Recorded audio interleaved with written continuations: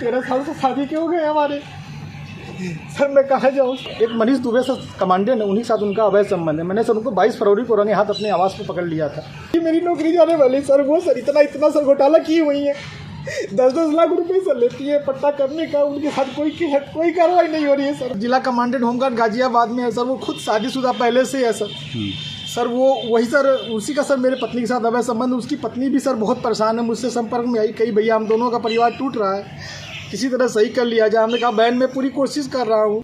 एक पति इस वक्त मीडिया के सामने आया हुआ है और ऑन कैमरा अपनी पत्नी को वापस पाने के लिए गुहार लगा रहा है। वो रो रहा है, बिलख रहा है। आप स्क्रीन पर भी देख सकते हैं किस तरीके से वो अपनी पत्नी को पाने के लिए गुहार लगा रहा है। बहुत ज़्यादा ही तड़पा हुआ है। उसकी बस इतनी ही चाह है कि उसकी बीवी उसे तलाक ना दे, वो उसे वापस मिल जाए। दरअसल जो शख्स आप अभी स्क्रीन पर देख रहे हैं, इसकी बीवी एसडीएम है और उस महिला को या इसकी पत्नी को एसडीएम बनाने वाला कोई और नहीं बल्कि ये शख्स ही है, ये पति ही है, जिसने अपनी सारी कमाई अपनी पत्नी को पढ़ाने लिखाने में लगाई। उसके बाद उसे एसडीएम बनाया, लेकिन एसडीएम बनने के बाद बीवी ने कुछ ऐसा रंग दिखाया जिसकी वजह से आज ये हर किसी के सामने रोने को मजबूर हो गया है। इस शख्स का नाम है आलोक कुमार मौर्य। आलोक कुमार मौर्य उत्तर प्रदेश के बरेली का रहने वाला है। यहाँ पर अच्छा खासा इनका परिवार था, ठीक ठाक काम चल रहा था। फिर साल 2009 में जो आलोक है उसकी नौकरी लगती है पंचायत राज में 4th क्लास में। अब नौकरी लग जाती है, ठीक ठाक था, घर वाले बोलते हैं अब शादी कर देनी चाहिए। इसी सिलसिले में इसकी मुलाकात एक लड़की से होती है, ज्योति से। ज्योति से मुलाकात होने के बाद ये दोनों एक दूसरे को पसंद भी करते हैं और फिर दोनों की शादी हो जाती है साल 2010 में। अब शादी हो जाने के बाद जो लड़की है ज्योति, वो अपने पति यानी आलोक से कहती है कि मुझे पढ़ाई लिखाई अच्छी लगती है और मैं आगे पढ़ना चाहती हूँ, मैं कुछ बनना चाहती हूँ। आलोक की जब बातें सुनता है तो वो खुश हो जाता है कि मेरी पत्नी कुछ करना चाहती है। मैं तो एक 4th क्लास एम्प्लॉय हूँ पंचायत राज में, लेकिन मेरी बीवी कुछ अच्छा करना चाहती है और मैं इसे वो कराऊंगा। इसी सिलसिले में वो अपनी बीवी को इलाहाबाद यानी कि आज के प्रयागराज में लेकर जाता है। वहाँ पर कई सारे कोचिंग इंस्टीट्यूट देखता है और फिर उस कोचिंग इंस्टीट्यूट में भर्ती करा देता है। भर्ती कराने के बाद जो ज्योति है वो भी अच्छी खासी पढ़ाई करती है और फिर साल 2015 में उसका चयन हो जाता है। दरअसल लोक सेवा आयोग में जो महिलाएं थीं उनकी अगर रैंकिंग की बात करें तो उसमें ज्योति 3रे स्थान पर आती है, लेकिन वहीं अगर ओवरऑल की बात करें तो उसमें ज्योति को 16वां जो स्थान है वो प्राप्त होता है। इसके बाद ज्योति की नौकरी लग जाती है, कभी कानपुर, कभी बरेली, कभी प्रयागराज, कई जगह उसकी पोस्टिंग होती है। जीएम के पद पर वो तैनात की जाती है।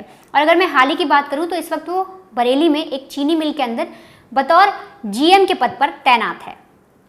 अब यहाँ तक ठीक था, ज्योति की नौकरी लग गई, उसका पति भी खुश था, घर में हर कोई खुश थे, मिठाई बांटी गई कि हमारी जो बहू है हमारे घर की वो एसडीएम बन गई, पति भी खुश था कि मेरी बीवी एसडीएम बन गई है।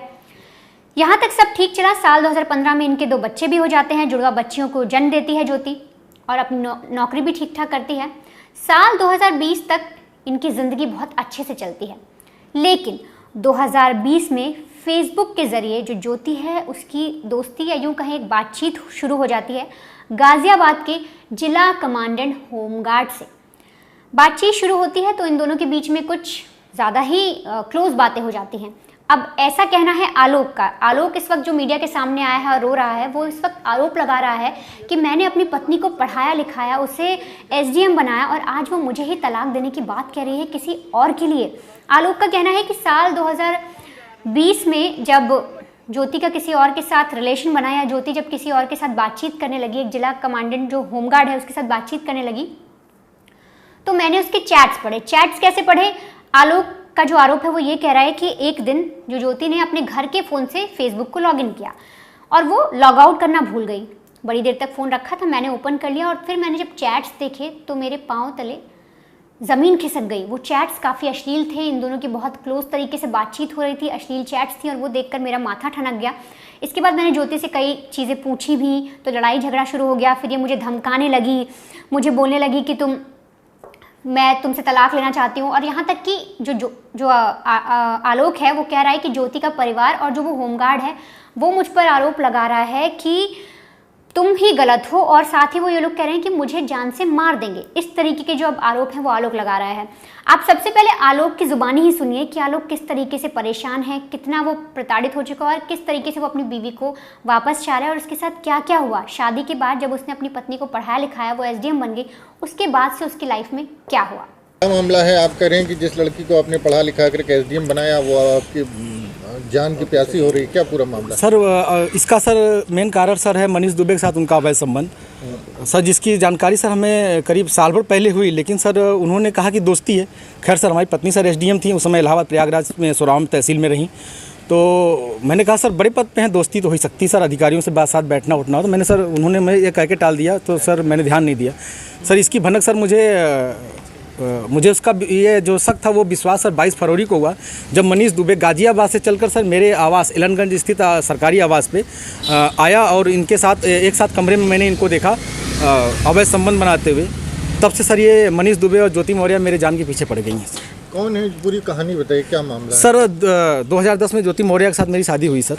मैं सर पंचायत राज विभाग में सर 2009 में सेलेक्ट हुआ प्रतापगढ़ में सर, वहीं पे नौकरी कर रहा हूँ सर, और 2010 में इनसे 19 नवंबर को मेरी शादी हुई, और सर उसके बाद हमारे संबंध बहुत अच्छे रहे। इन्होंने कहा मुझे पढ़ना है सर, मैं इनको पढ़ाने के लिए मैं इलाहाबाद लेके आया, और इलाहाबाद में सर द काउंसिल कोचिंग है, वहाँ पे इलाहाबाद की सबसे अच्छी कोचिंग थी। मैंने वहाँ पे किसी तरह सर पिताजी के सहयोग से, भाइयों के सहयोग से, और यहाँ तक कि मैंने अपने डीपीआरओ साहब के सहयोग से पैसा उधार लेके इनको कोचिंग कराया, और सर ये मेहनत भी की सर और सक्सेस भी हुई। 2015 में ये सर एसडीएम पद पे चयन हुई, 16वीं रैंक इनकी आई सर। बहुत ही खुशी का माहौल हुआ कि हम एक छोटे पद पे रहते हुए अपनी पत्नी को इतना आगे ले गए, वो भी बहुत खुश थी, पूरा परिवार खुश था। और सर 2015 में ही मेरी सर भगवान की दया से मुझे इतनी खुशी मिली कि मेरी 2 जुड़वा बिटिया भी हुई, और जिनका नाम हंसी खुशी मैंने रखा, क्योंकि उस समय खुशी का माहौल चल रहा था सर, और सर बहुत अच्छा चल रहा था। लेकिन सर 2020 में ये मनीष दुबे जो जिला कमांडेंट होमगार्ड है उसकी एंट्री होती है हम दोनों पति पत्नी के बीच में, और सर घर इतनी तबाही पे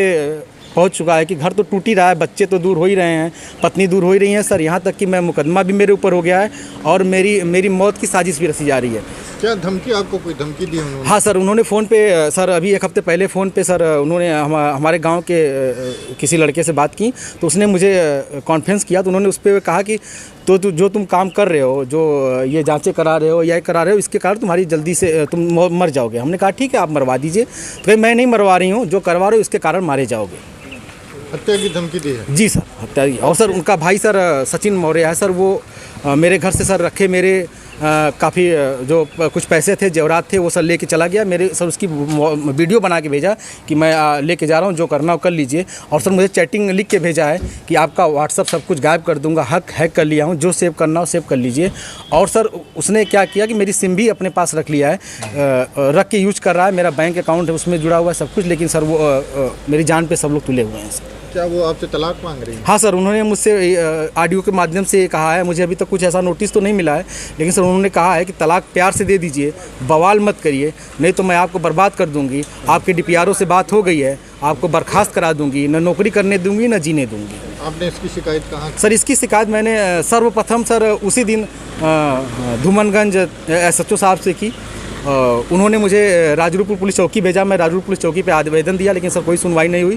फिर सर उसके बाद मैंने ये 25 अप्रैल की बात है, फिर मैंने 27 अप्रैल को सर उनको ये रजिस्ट्री के माध्यम से सर उनको भेजा, कमिश्नर साहब को भेजा, DM साहब खत्री साहब के यहाँ मैं खुद स्वयं उपस्थित हुआ हूँ, उनसे मैंने बात की कि सर आपके SDM साहब हैं ऐसा कर रही हैं, तो उन्होंने कहा ठीक है मैं कार्रवाई करवाता हूँ। फिर मैं कमिश्नर साहब के यहाँ गया, कमिश्नर साहब को दिया, पुलिस कमिश्नर साहब के यहाँ उपस्थित हुआ, उनको दिया। फिर कहीं सुनवाई नहीं हुई तो सर मैं DGP साहब के पास गया, DGP साहब ने मेरे बात को संज्ञान में लिया, लेकिन फिर भी सर आवेदन ले लिया गया, कोई कार्रवाई नहीं हुई। उसके बाद सर मैं DG home guard BK Maurya sir के पास गया, उनके यहाँ से मुझे सर कुछ उम्मीद की लौ दिखाई दी, क्योंकि उन्होंने मेरे आवेदन को तुरंत संज्ञान में लिया और टीम गठित कर दी है। DIG इलाहाबाद उसकी जांच कर रहे हैं। मुझे सर कुछ उम्मीद लग रही है कि मुझे कहीं न कहीं हो सकता है न्याय मिले और मेरी जान बच जाए। तो सुना आपने आलोक ने क्या कुछ कहा। आलोक ने बताया कि साल 2022 में 22 दिसंबर के दिन लखनऊ के एक होटल में वो अपनी बीवी को उस होमगार्ड, जिला कमांडेंट होमगार्ड जो आदमी था, उसके साथ रंगे हाथों पकड़ लेता है, आपत्तिजनक हालत में पकड़ लेता है, जिसके बाद वो काफ़ी ज़्यादा झगड़ा होता है। और ऐसे में जो होमगार्ड है और जो उसकी बीवी है वो उसे धमकी दे देते हैं कि वो उसे जान से मार देंगे। यहाँ तक कि ये सारी बातें आ चुकी हैं। हाल ही में जो आलोक है वो अभी जो जिला कमांडेंट का एक आयोग होता है वहाँ पर गया, वहाँ पर उसने अर्जी लगाई है, वहाँ पर उसने जो जिला कमांडेंट होमगार्ड था, जो आदमी जिसकी वजह से इसकी बीवी अब इससे दूर हुई है, उसके खिलाफ भी शिकायत दर्ज कराई है। साथ ही अपनी बीवी के खिलाफ भी कई सारी शिकायतें दर्ज कराई हैं। और जो इनकी व्हाट्सएप चैट और फेसबुक की जो जितनी चैट्स इसके हाथ में लगी आलोक के, वो भी इसने उन्हें मुहैया कराई है। साथ ही मैं आपको एक और बहुत अहम चीज़ बताऊँ कि आलोक ने अपनी बीवी की एक 100 पन्नों की डायरी जो है वो पुलिस को सौंपी है, वो दी है उन्हें, और उसने कहा है कि जो मेरी बीवी है वो अवैध तरीके से वसूली भी करती थी। आलोक का कहना है कि जब बीवी की ये सारी चीज़ें मुझे पता लगी कि वो किसी और के साथ रिलेशन में है, मैंने उसे किसी और के साथ आपत्तिजनक हालत में पकड़ा, उसके बाद मैंने और छानबीन की तो मुझे पता लगा कि जो मेरी बीवी है वो इस तरीके से अवैध वसूली कर रही है। उस कम से कम आलोक बता रहा है कि हर महीने जो ज्योति है वो हर महीने 6 लाख की वसूली करती है। अगर इसके डेटा की बात करूं, मैं आपको इसका डेटा बताऊं तो जो पेज दिया है आलोक ने, जो प्रोवाइड किया, अभी आप स्क्रीन पर देख भी रहे हैं वो पेज, उसमें हर पेज पर एक तो स्वास्तिक बना है, स्वास्तिक बनाने के बाद वो शुभ लाभ लिखती है जो ज्योति है, उसके बाद वो पूरा बही खाता लिखती है, पूरा डेटा लिखती है, उसमें वो लिखती है किसको मैंने कितने पैसे दिए, किससे मैंने कितनी उगाही की, मतलब वसूली के पैसे लिखती है। फिर जिसको ट्रांसफ़र करती है वो पैसे, उनके भी नाम लिखे हैं। अगर अक्टूबर के महीने साल 2021 की बात करें तो 6,40,000 रुपए की वसूली ज्योति ने की। और ये सारी खबर जब हमारे ग्राउंड रिपोर्टर आनंद राज उस जगह पर गए, उन्होंने बातचीत की, आलोक से बातचीत की, और जब वो डायरी देखी, जो आप पेजेस देख रहे हैं, ये तब सारी जो एक्सक्लूसिव खबरें हैं या जो भी ये जितने भी पेजेस हैं, ये तब हमें मिले। और इसमें एक बहुत ही चौंकाने वाली बात है, जिस तरीके के आरोप आलोक लगा रहा है। फिलहाल इनकी जाँच होनी बाकी है कि क्या इसमें सच्चाई है, क्या ये ज्योति सच में वसूली करती थी, किस लिए उसने इस तरीके की डायरी बना रखी है। क्योंकि अगर डायरी के पेज पर देखें तो अक्टूबर साल 2021 में उसने 6,40,000 की वसूली की है। और हर महीने ये एक इंस्पेक्टर है जिसे 15,000 देती है, और एक मार्केटिंग इंस्पेक्टर है जिसे 16,000 ट्रांसफ़र करती है। तो इन लोग का भी नाम सामने आ रहा है, इसके लिए पुलिस जाँच कर रही है। लेकिन ऐसे में जब ज्योति का पक्ष जानने की कोशिश की और ज्योति के बारे में पता लगाने की कोशिश किया कि ज्योति मौर्य जो है वो क्या कह रही हैं इन मामलों में, उनके पति ने उन पर इस तरीके से आरोप लगा दिया है, तो एसडीएम मैडम जो हैं, एसडीएम साहिबा जो हैं, उनका क्या कहना है। तो ऐसे में जो एसडीएम मैडम है, ज्योति है, उसका कहना है कि उसके पति के द्वारा जितने भी आरोप लगाए गए हैं सभी बेबुनियाद हैं। उसका जो पति बोल रहा है, जितनी भी चीज़ें कह रहा है, वो सब गलत हैं। साथ ही ज्योति ये भी कह रही है कि मेरा व्हाट्सएप या जो मेरा अकाउंट था वो मेरे पति ने हैक कर लिया और उसने ये सारी चैट्स वायरल कर दी। लेकिन यहाँ पर ये समझने वाली बात है कि अगर ज्योति कह रही है कि मेरे पति ने चैट्स वायरल कर दी, तो ज्योति ये चीज़ें नहीं कह रही कि वो चैट्स की किसने हैं, क्या सच में वो चैट्स उस तरीके की हैं, आपत्तिजनक चैट्स हैं, अश्लीलता वाली चैट्स हैं जिस तरीके से बात हुई, और इसी वजह से आलोक नाराज़ है। और अब ज्योति जो है वो अपने पति से तलाक भी मांग रही है। ज्योति कह रही है कि जो मेरे पति हैं वो मुझसे 50 लाख रुपए मांग रहे थे और साथ ही कह रहे थे कि एक घर तुम मुझे दो, एक तरीके से दहेज। और उसने 2023 में मामला भी दर्ज करवाया अपने पति और 4 लोगों पर कि मुझ एक तरीके से मेरे साथ दहेज उत्पीड़न किया जा रहा है, मुझसे दहेज मांगा जा रहा है। तो ये सारी बातें भी सामने आ रही है। लेकिन ऐसे में कई सारे लोगों से जब हमने बात की, ग्राउंड पर लोगों से बात की, तो आस पड़ोस के लोगों से बात की, तो सबका ये कहना है कि जो पति अपनी पत्नी को पढ़ाने के लिए अपनी सारी संपत्ति लगा सकता है, वो एक 4th क्लास का एक कर्मचारी था, वो काम कर रहा था, उसने अपनी पत्नी के लिए कोचिंग ढूंढी, बरेली से गया वो प्रयागराज, वहाँ पर उसने अपनी बीवी को पढ़ाया लिखाया, एसडीएम बनाया।